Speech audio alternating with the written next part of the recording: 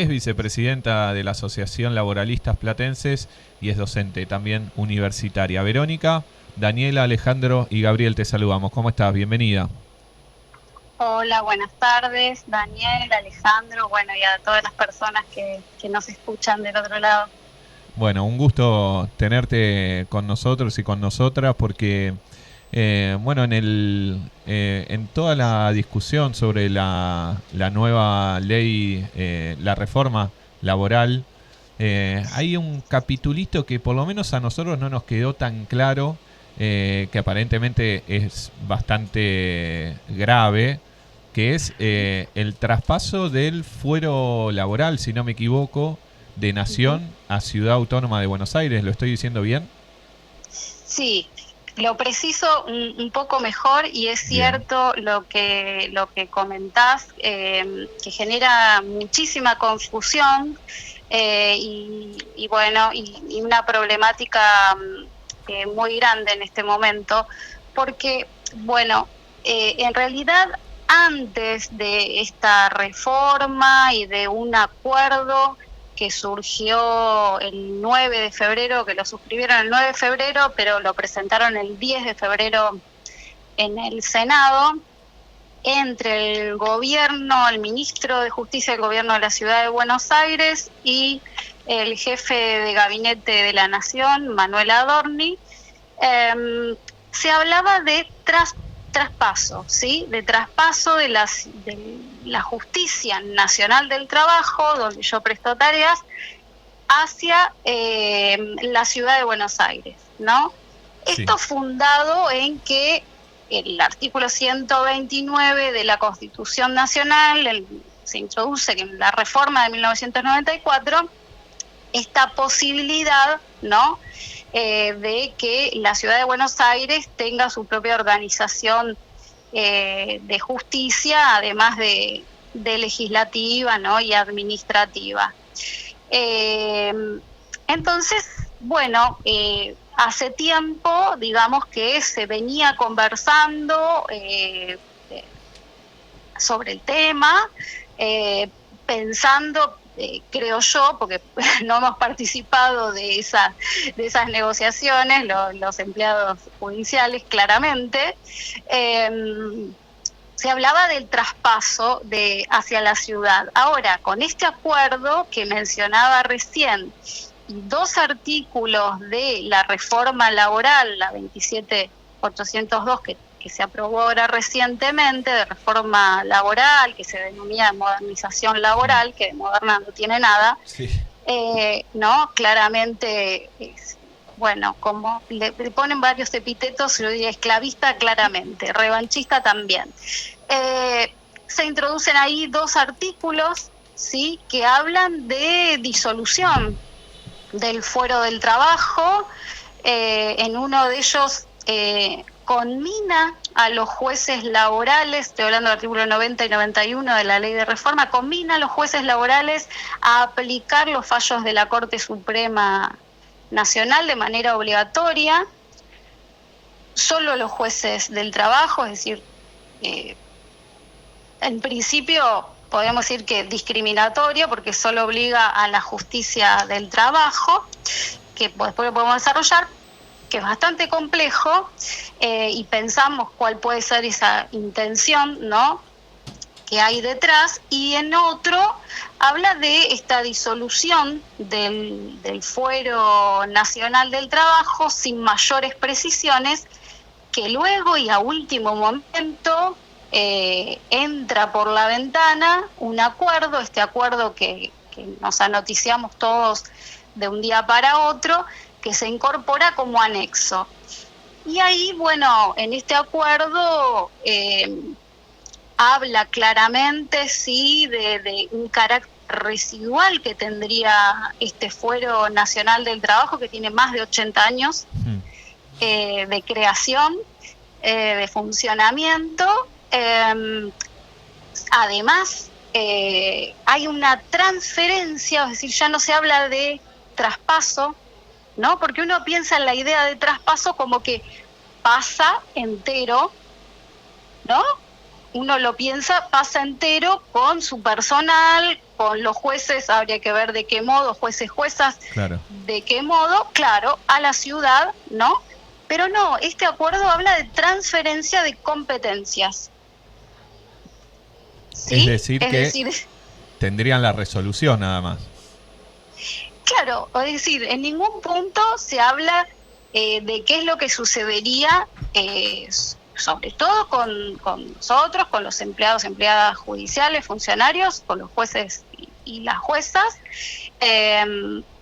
No se dice absolutamente nada de esto, se habla de transferencia de fondos, de recursos, ¿no?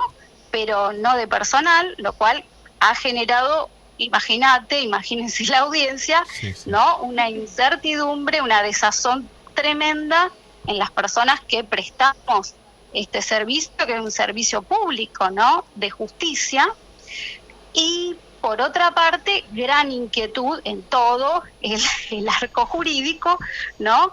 La abogacía, la justicia también, la justicia de las provincias también, porque piensen que hoy la Justicia Nacional del Trabajo tiene 10 salas en la Cámara de Apelaciones, yo trabajo con una de ellas, y 80 juzgados de primera instancia.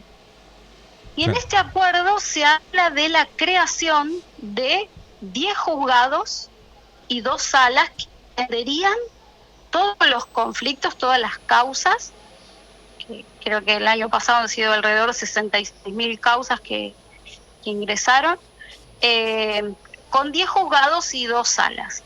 Entonces, ya desde ese, digamos, desde ese punto de vista ya práctico, genera una inquietud tremenda, porque pensamos en el colapso de esos juzgados de la ciudad, ¿no? Más allá de que nada se dice respecto del personal y de los jueces y juezas. Luego también del colapso de la justicia de la provincia, ¿no? Claro. ¿Por qué? Porque toda esta incertidumbre que genera que se disuelva uno de las reparticiones de otro poder del Estado. Pensemos que nosotros, digamos, un sistema representativo y republicano de gobierno, tenemos 3 poderes del Estado, y donde parecería que uno de ellos, el Poder Ejecutivo, genera, ¿no?, esta disolución, o sea, o toma esta decisión de disolver, de cierre, habla también el acuerdo, cierre, ¿no?, como si fuera una repartición del Poder Ejecutivo respecto de un fuero de otro de los poderes. Es un entrometimiento, digamos, se toman atribuciones que no tienen según la Constitución, ¿o es posible esto? De este modo, claramente parecería que no. Claro. Parecería que de ningún modo, claro, se puede pensar que de la forma que se ha instrumentado esto sea posible. Menos con, digamos, el lenguaje es muy importante, ¿no?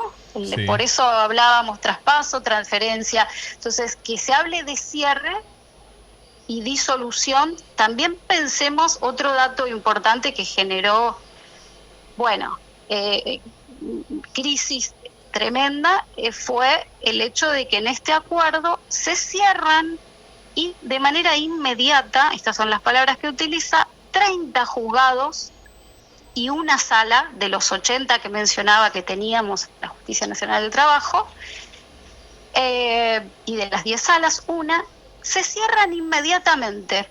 Y describe, ¿no?, hace el listado de los juzgados que cierran inmediatamente. Esto sin que haya tenido ningún debate en la sociedad, ninguna participación de la organización sindical que nos representa o la que representa a la magistratura, a la sociedad en su conjunto, que genera también un perjuicio tremendo, porque hay una denegación, ¿no?, de justicia, porque estos tribunales que desaparecen, el Foro Nacional del Trabajo que se disuelve cuando todavía no están creados los tribunales de la ciudad, bueno, generan la posibilidad de acceder a la justicia de las personas trabajadoras, claro, considerando los conflictos que nosotros atendemos allí, ¿no? Justamente la próxima pregunta iba a eso, porque como vos lo explicás, y sin tener ningún sentido, si se quiere, burocrático sobre el cual se apoyen, da la sensación de que, y viniendo de un gobierno que habla de industria del juicio laboral, de que hay empresas que cierran porque los trabajadores hacemos juicios, o sea, pareciera con la única con el único objetivo de colapsar la justicia en el fuero laboral. Sí, y además, a ver, en marco de una norma absolutamente regresiva. Entonces, no se puede comprender cuál es la intencionalidad de disolver un fuero que tiene más de 80 años de creación y en funcionamiento, incluso sin discutir, ¿no?, la facultad de la Ciudad de Buenos Aires de tener su propia administración de justicia. Que, digamos, de paso, también hubo una ley, la reforma fue en el 94, ¿no?, que establece la posibilidad de la Ciudad de Buenos Aires de tener su propia justicia, administración de justicia. Bien, después hubo una ley posterior, el año siguiente, el año 95, la ley Cafiero, que hace una aclaración al respecto y salva a la justicia nacional ordinaria y dice que tiene que mantenerse esa jurisdicción, ¿no?, a cargo de la Justicia Nacional de Trabajo, del Poder Judicial de la Nación, y le da una serie de competencias jurisdiccionales a la Ciudad de Buenos Aires que son contravencionales, administrativas, que no son los conflictos que atendemos nosotros. Esa ley ha sido olvidada, pero decía, en marco también de una ley absolutamente regresiva. Entonces parecería que es necesario crear una justicia, y eso creo que es la preocupación que está teniendo, bueno, la abogacía, ¿no?, que litiga en defensa de las personas trabajadoras, una justicia amoldada a esa ley regresiva, ¿no? Parecería que quieren crear esa justicia que aplique esta norma regresiva sin ningún tipo de cuestionamientos. Verónica, ¿cómo estás? Daniela te saluda. Estaba tratando. ¿Qué tal, Daniela? ¿Cómo estás? Es un tema muy complejo, la verdad que muchos términos judiciales, yo estoy tratando de prestar mucha atención. Básicamente, sí, obviamente, todo el sector del gobierno nacional estaría como preparando el terreno para eliminar toda la parte judicial laboral de Cava y manejarlo como quiera. Lo estoy diciendo así medio torpemente, pero... Claro, la justicia, no, deténganme porque si soy muy técnica, quiero ser clara y a lo mejor se dificulta en la comprensión, así que no hay problema si no se entiende. La justicia que se disuelve, sí, que se cierra, como ellos dicen, como si fuera una repartición del Poder Ejecutivo, vuelvo a insistir, es la Justicia Nacional del Trabajo. Bien. ¿Sí? Uh-huh. Nacional del Trabajo, que esto creo que hasta el momento no lo dije, nosotros tenemos competencias que hacen a las relaciones individuales de trabajo, ¿no? Cuando una persona, lo más simple, una persona trabajadora, qué sé yo, que trabaja en un taller, la despiden y hace el reclamo por su indemnización, uh-huh, ¿no? Sí. Es individual entre trabajador-empleador. Bien. Pero además de todas esas competencias, hay otras competencias que son de carácter federal, ¿no?, que exceden a esta de carácter individual, por ejemplo, las competencias que hacen a las cuestiones de derecho colectivo.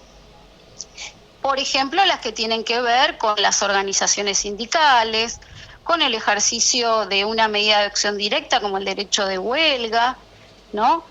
Sí. Con la negociación colectiva, ¿no? Con esto de claro, que tengan la capacidad las organizaciones sindicales de negociar un convenio colectivo que rija ¿no? La actividad, que des las condiciones de trabajo y negocian el salario. Todas estas, además otras que son de carácter interjurisdiccional, es decir, que exceden a lo que es la ciudad de Buenos Aires, porque por ahí son contratos que nacen en una provincia, se ejecutan en otra. Todas esas no pueden ir a la ciudad de ningún modo, y en el acuerdo, ¿qué dicen? Que las individuales van a la ciudad, al gobierno, a la justicia que crea la ciudad autónoma de Buenos Aires, que adquiere autonomía a partir del 94, de la reforma del 94, ¿sí? La justicia nacional, que tiene todas estas competencias más amplias, se disuelven, las individuales van al gobierno de la ciudad, y las que son de carácter colectivo y las que, por ejemplo, tienen que ver con la inspección del trabajo, es decir, las inspecciones que se hacen para asegurar el cumplimiento de las normas, ¿no? Que, por ejemplo, realiza el ex Ministerio de Trabajo, me niego a llamarle secretaría, sí, ¿no? Bueno, esa degradación me parece terrible, tremenda. Bueno, todo eso que tiene una importancia trascendental y que además, fíjense que es bien característico del derecho del trabajo, porque, por ejemplo, las entidades sindicales, la negociación colectiva, esta capacidad de las partes, ¿no?, de los trabajadores y las trabajadoras, de colectivamente y a través de su organización sindical darse sus propias normas, ¿sí? No existe en otra rama del derecho. Es laboral, no existe en otra rama del derecho. Y que además tiene una potencia tremenda porque permite la distribución de la riqueza, ¿sí? Bueno, todo eso que hace a la materia colectiva y que hace a la inspección tan importante para asegurar el cumplimiento de las normas, por el acuerdo pasan a otro fuero, que no es ni el de la ciudad ni el de la nación, porque nos disuelven, sino que es el fuero contencioso administrativo federal, que ya, digamos, por el nombre ya les estoy diciendo que no es una justicia especializada, claro, ¿no? Es una justicia que donde prima, digamos, el poder del Estado, la exorbitancia del Estado, que tiene otros principios que no son los principios que conocemos en el derecho del trabajo, como nos manda la Constitución Nacional, el artículo 14 bis, que dice que el trabajo en sus diversas formas gozará de la protección de las leyes y que tiene que garantizarle al trabajador, a la trabajadora y a las organizaciones sindicales toda una serie de derechos. No rige en la justicia contenciosa administrativa, claro. No es que no rige la Constitución, no, por supuesto que sí, y deberían cumplirla, pero digo, esos jueces o esa justicia no es especializada en esta materia y con estos principios que rigen además nuestro procedimiento. Y esto, perdón, generaría una sobrecarga en cuanto a la cantidad de causas y en un lugar que no está especializado, donde se puede demorar y me imagino que dilatar un montón de tiempo. Exactamente, también, o sea, por un lado, una sobrecarga también en la justicia contencioso administrativa. Otro tanto en las justicias provinciales, porque gran parte de la abogacía prefiere litigar, visto que esto que comentábamos recién, ¿no?, esta inseguridad que genera una justicia que además todavía no está creada, así que si se disuelve el Foro Nacional del Trabajo, ¿a dónde recurrirá la persona trabajadora para ejercer sus derechos? Claro, Mientras tanto, y por otro lado, lo que hace a la materia de derecho colectivo, que es trascendental. Imagínense las cuestiones, creo que hoy estuvo un representante sindical, ¿no?, en la radio hablando de docentes. Sí, Tato Miloni, de ADULP. Bueno, Tato, supongo que habrán hablado de esta cuestión tan grave que hace a la consideración como un servicio esencial de la educación. Bueno, ahí tenemos una cuestión importantísima, que es el derecho de huelga, que es uno de los instrumentos más poderosos con los que cuenta la clase trabajadora para hacer efectivos sus derechos. Por supuesto. ¿Sí? Bueno, esas cuestiones, esos conflictos se van a dilucidar, se van a resolver o se van a encauzar en una justicia ajena a los principios del derecho del trabajo, al principio protectorio, al principio que atiende a la realidad más que a las formas, ¿no? A pensar que la persona trabajadora es sujeto de preferente tutela constitucional, que como les decía es lo que indica el 14 bis de la Constitución Nacional, ¿no? Sí. Cuando dice esto de que el trabajo en sus diversas formas gozará de la protección de la ley. Las leyes están para proteger a la persona trabajadora y garantizarle sus derechos. Entonces, si todas estas herramientas del derecho colectivo que son tan importantes para que una persona trabajadora pueda defender, conservar sus derechos y obtener nuevas conquistas, van a ir a resolverse los conflictos, por ejemplo ¿no? Relativos a la huelga, en un fuero ajeno, se incrementa esa desigualdad estructural que hay, ¿no?, entre el capital y el trabajo, que ya todos lo conocemos, entre la persona que trabaja y quien cuenta con el capital, que tiene la posibilidad de contratarlo o no, que tiene la posibilidad de despedirlo o no, que tiene la posibilidad de aplicar sanciones, ¿no? Hay una desigualdad, y además una desigualdad económica, porque la persona que va a trabajar y que tenemos que, para comprender, yo creo que lo importante de todo esto es que se ha comprendido la centralidad que tiene el trabajo en una sociedad, ¿no? Por eso han atacado tan fuertemente al trabajo, al fuero del trabajo, a los jueces y juezas, a la abogacía también, porque en otro del articulado de esta reforma tan terrible se establece la posibilidad incluso de aplicar sanciones, de condenar en costas a los abogados y abogadas que defienden trabajadores cuando a lo mejor es rechazado en parte la demanda que articulan. Tremendo. ¿No? Muy amedrentador, ¿verdad? Terrible. Y aparte, me viene bien esto que vos nombrás, porque tengo entendido que hubo una presentación de la CGT para que no se aplique esta parte de la ley. Y termina todo judicializado, paradójicamente, ¿no? Y es el propio Poder Judicial el que tiene que decidir. Está todo judicializado. Claro. La Argentina está judicializada. Según tu visión, exacto. Sí. ¿Podemos prever de alguna manera para dónde va a salir esto? Porque no sé en qué etapa está de la apelación, si se puede apelar, pero digo, son los propios jueces los que tienen que decidir sobre su propia estructura, básicamente.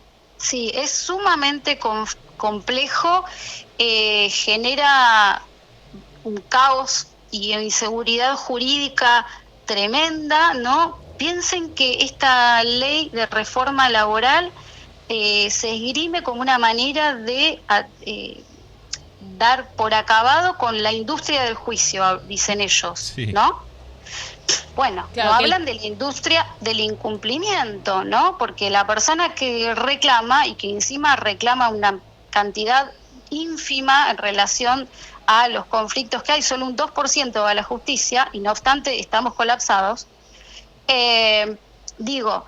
van y reclaman porque hay un incumplimiento. Juegan a favor, Entonces, obviamente, de las grandes patronales, eso está clarísimo, y dejarles sí, vía libre a que hagan lo que quieran. Y generando un embudo. Sí, incluso yo creo que perjudican también, porque creo que también hay reclamos de pequeñas empresas que también, fueron a plantear que esta reforma o el proyecto las afectaba. Pero siguiendo con lo que me estabas consultando, sí, la CGT interpuso primero una medida cautelar, solicitó una medida cautelar, digamos, es lo que se solicita, digamos, lo que se solicitó en primer momento y en la justicia contencioso administrativa, fue que no se avanzara con la disolución del Fuero Nacional del Trabajo, y con este otro artículo que exigía a los jueces solamente de la Justicia Nacional del Trabajo cumplir con los fallos de la Corte. Y esto parece que es un tema menor, pero no lo es, porque primero los fallos de la Corte no son obligatorios, sino, por supuesto que si existen fallos de la Corte sobre el tema, la justicia inferior, digamos, como es la cabeza del Poder Judicial, tendrá que referirse a esos fallos, no puede desconocerlo, pero si da mayores argumentos, el juez que está por debajo, para decirlo en términos más claros, bueno, puede, por supuesto, aportar nuevos argumentos y decir algo diferente, no obligatoriamente ajustarse a los fallos de la Corte, porque ese es otro sistema, common law se llama, que es otro sistema que se rige por el presidente, que no existe en nuestro país. Acá cualquier juez puede, o jueza, puede declarar la inconstitucionalidad de una norma. Tenemos, por eso, todo esta confusión que hay de demandas por todas partes, y que cualquier juez puede, o jueza, declarar la inconstitucionalidad de la norma. Es decir, no es compatible con la Constitución Nacional, claramente con el artículo 14 bis no es compatible ninguna de las normas de la reforma, pero menos esta. Ahora, entonces, planteó esto la CGT, primero una cautelar, ¿sí? Es decir, que no se avance, ¿sí? Una medida precautoria, que no se avance hasta que no se resuelva, porque ni siquiera están creados los tribunales de la ciudad. Claro. Esto fue rechazado, pero para poder terminar de contestarte, si bien esta medida cautelar fue rechazada, lo que se avanzó ahora es en la demanda, ¿sí? Es decir, la cautelar no, esa medida provisoria no, pero se sigue con la demanda, se ha dado traslado al Estado Nacional, y bueno, tendrá que responder y veremos cuál es el resultado, pero bueno, se han interpuesto en nuestro sindicato, digamos que representa a los empleados de la justicia, también ha interpuesto una cautelar, luego ha interpuesto también un amparo, esa cautelar que fue rechazada está en revisión, es decir, es muy compleja la situación, ¿no? Y en todo esto pierden, digamos, las personas trabajadoras que constituyen, ¿no?, la mayor parte de la sociedad, la mayoría de las personas que formamos parte de la sociedad, digamos, no vivimos de rentas. Claro. Entonces, estos conflictos que encauzamos nosotros, además del peligro, yo creo que es muy importante señalarlo, y que la audiencia, digamos, esté atenta también a esto. Estos son conflictos sociales, es decir, conflictos que de alguna manera se tienen que encauzar a través de la justicia, ¿no?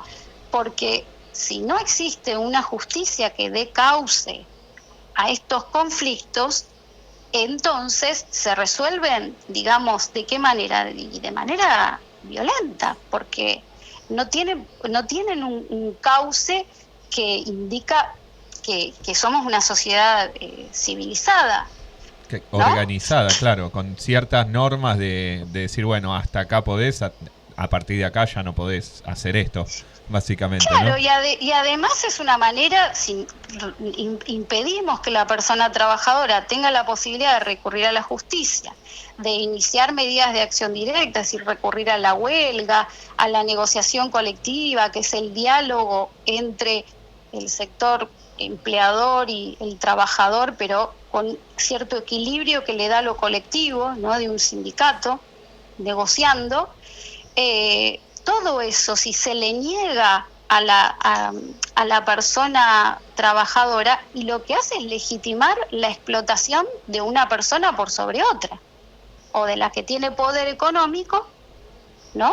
Claro. Por sobre otra, además de, por supuesto, a la pequeña y a la mediana empresa también perjudicarla, porque, digo, una pequeña empresa tal vez no tiene interés en despedir a esa persona y todo lo que eso implica, ¿no? Pero sin embargo no hay una salida, un cauce a estos conflictos del trabajo, ¿no? Claro. Es muy grave, más allá de que por supuesto también, ¿no? Esta premisa de la que parten, y que no está de más volver a repetirlo, de que bueno, son las leyes laborales las que hacen cerrar a las empresas, ¿no? Sí. Los costos los costos laborales altos. Bueno, a ver, es clarísimo que no es la ley la que crea empleo ni la que lo suprime, sino que son las políticas económicas. Digamos, yo no conozco ninguna empresa que haya cerrado por un reclamo de una persona trabajadora. No existe eso. No Sí, han podido. Conozco cantidad, 22.000 empresas que han cerrado por la política económica, porque no hay créditos, porque los servicios son altísimos, porque no venden, ¿no? Por la importación, porque no venden, claro. El consumo, el endeudamiento que hay de las personas solo para comer, ¿no? Sí, sin lugar a duda. Bueno, yo creo que, y de hecho, bueno, está aprobado en la realidad, que con esta misma norma tuvimos el salario mínimo vital y móvil más alto de Latinoamérica, de toda la región, claro, y hemos tenido casi pleno empleo, es decir, no va de la mano, no puede ir de la mano claramente, o al menos lo demuestran los hechos, en la creación o la destrucción de empleo por la norma laboral. La realidad se impone, sin lugar a dudas. Yo creo que sí. Entonces, bueno, yo creo que es esto, ¿no? Que sí, como decían ustedes, está absolutamente todo judicializado, porque la Asociación de Magistrados también ha interpuesto acciones. Varios otros sindicatos también han planteado que inician acciones. Otras centrales, ¿no? Como la CTA, también ha manifestado que va a iniciar acciones judiciales, y bueno, todo es un ida y vuelta de quién tiene la competencia para resolver, si las cautelares se hacen lugar, se impugnan, finalmente llegará a la corte o no, claro. ¿No? Otro perjuicio que se causa a las personas trabajadoras con la creación de la justicia de la Ciudad de Buenos Aires es que le crean, como les decía antes, en la Justicia Nacional del Trabajo, que está en la Ciudad de Buenos Aires, eso creo que lo dijimos, pero por las dudas, sí. Tenemos tribunales de primera instancia, la Cámara Nacional de Apelaciones, donde trabajo yo, que se cuestionan esas sentencias, que lo que fue desfavorable en la sentencia de primera instancia, se cuestionan en la Cámara. Y luego tienen un recurso las personas ante la Corte Suprema. ¿Me siguen hasta ahí? Sí. Bueno, ahora, con la justicia de la Ciudad de Buenos Aires, se agrega una instancia más de revisión, porque en la Ciudad de Buenos Aires, además de tener juzgado de primera instancia, van a tener salas, no sabemos cuántas, por ahora 2 dicen, tienen también el Superior Tribunal de Justicia de la Ciudad. Imagínense todo el tiempo, es una, digamos, una cuestión dilatoria total. Claro, que transitar esa persona cuando están en juego créditos de carácter alimentario, es decir, esa persona que ha sido despedida necesita esa indemnización para poder vivir, o una persona que ha quedado discapacitada por efecto de un accidente de trabajo y que ya no es recuperable esa discapacidad para poder trabajar, seguir trabajando, y no tiene su indemnización. Es decir, estos conflictos son trascendentales. O sea, ¿no? Que si un juicio laboral, yo pasé por uno, dura entre 6, 7, 8 años, podemos llegar a hablar por ahí 12, 15 años esperando a que te salga, si te sale, el juicio. O más. ¿Y cómo sale? Claro. Además, Claro. ¿Y cómo sale? Porque además esto tenemos que pensar, ¿no? A ver, hasta dónde ya la persona trabajadora, digamos, tiene muchas dificultades para acceder a la justicia porque tiene temor a la represalia, ¿no? Ninguno de nosotros que sabemos, los que trabajamos, no se reclama mientras que está vigente la relación laboral. No, digamos, temor, desconocimiento, no llegar al sindicato muchas veces, o que sí, no haya sindicato, claro. Son muchos los frentes. Sí, sí. Son muchos los frentes, la persona tiene temor al despido, ¿no? Entonces, hasta que no se la despide o no se considera despedida por alguna razón, no reclama. No, está sumiso al patrón. Claro. Entonces, el acceso a la justicia es muy complejo. Luego acceder a un abogado, y ahora un abogado o una abogada que va a ser amedrentado con mucho temor de qué es lo que va a reclamar, porque lo pueden condenar con los gastos del juicio, costas. Aclaro que es eso, ¿no? Como los gastos del juicio, en parte se haga cargo el abogado, la abogada. Bueno, los jueces, las juezas del trabajo, que también temor, porque tendrán que obligatoriamente cumplir con los fallos de la Corte, que tal vez no responden, ¿no? a su leal saber y entender. El análisis que haga de la sana crítica, ¿no? Que es como el análisis que hace de la prueba, de la realidad, es muy complejo. El colapso que ya estamos viendo, porque la inseguridad jurídica que está generando todos los conflictos, digamos, todas las demandas, todas las acciones que se están hoy invocando, ¿no? Que quién sabe cuándo se van a resolver, y en el mientras tanto, ¿cómo accede a la justicia la persona trabajadora, ¿no? Cuando las normas internacionales dicen otra cosa. No quiero que esta conversación termine tan negativa, porque sí quiero decir que para las personas que están del otro lado, que trabajan, que hay muchas personas que estamos pensando, que estamos ocupándonos,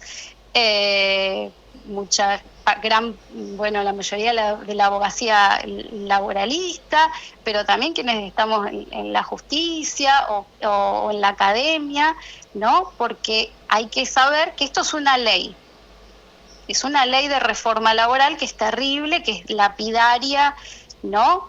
Regresiva, que va a regir. Regresiva, sí, que ataca todos los principios del derecho laboral, e incluso el fuero del trabajo, la inspección del trabajo, bien. Pero lo que hay que decir también es que la normativa, lo que es el orden jurídico nuestro, es más amplio que la ley, ¿sí? Y entonces tenemos la Constitución Nacional, que es la Carta Magna, ¿no?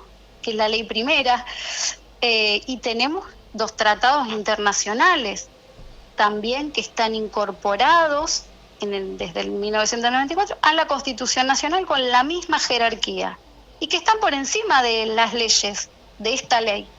Claro, ninguna ley puede venir a pasar por encima de la Constitución, definitivamente. Claro. Por eso hablamos de las inconstitucionalidades, que es lo que se está planteando, ¿no? Lo que tanto las organizaciones sindicales, asociaciones de magistrados, nuestro propio sindicato de empleados judiciales están planteando es: esta norma contradice abiertamente lo que establece la Constitución Nacional, que ordena, en principio, ya les digo, el 14 bis, a proteger a la persona trabajadora y a garantizarle derechos, individuales, ¿no? El salario, las vacaciones, el descanso, la jornada limitada, pero también derechos colectivos, acceder a formar parte de una organización sindical, recurrir a la huelga, al arbitraje, bueno, más los tratados internacionales, ¿no? Verónica, te propongo que por ahora lo dejemos hasta acá. Igualmente nos llevamos un montón de información. Mañana voy a tener que volver a escuchar el programa para volver a escuchar la nota, para repasar todo lo que hemos charlado. Sí. Porque en vivo es como que trato de seguir la charla y se me abren 1000 ventanas y no sé con cuál quedarme. Tengo este tema porque soy docente, entonces... Se nota mucho, se nota mucho. Se entiende, pero es un tema complejo, la verdad que... Es muy complejo. Pero bueno... Pero les agradezco mucho el interés y esta posibilidad del espacio, porque es muy importante, digamos, que la gente sepa cómo le va a afectar su vida cotidiana, ¿no? Sí, hay que visibilizar todas las problemáticas y obviamente dar las herramientas para combatirlas. Y ese es el desafío que nos planteamos desde acá, poder bajar a la tierra las cosas que parecen que están allá por la estratosfera, pero bueno, lo hemos logrado, ¿eh? Hay que repasarlo, pero lo hemos logrado. Muchísimas gracias. No, a disposición para lo que les parezca necesario, acá estoy. Y muchísimas gracias por el espacio. Un fuerte abrazo. Igual, que estén bien. Bueno, escuchábamos entonces la palabra de Verónica Vidal, es abogada, es relatora en la Cámara Nacional de Apelaciones del Trabajo, vicepresidenta de la Asociación Laboralistas Platenses y por supuesto es docente. Hemos notado que es docente porque su manera de explicar